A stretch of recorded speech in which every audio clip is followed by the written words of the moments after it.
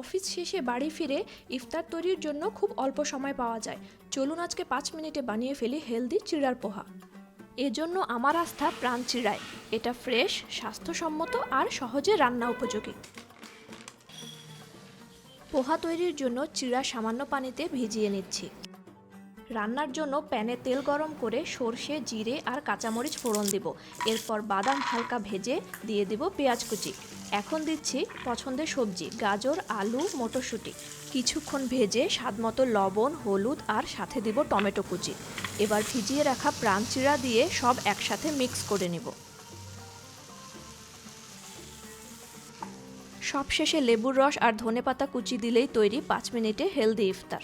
এবার প্রাণ চিড়া দিয়ে 5 মিনিটে স্বাস্থ্যকর ইফতার তৈরির চ্যালেঞ্জ নেওয়ার পালা আপনার।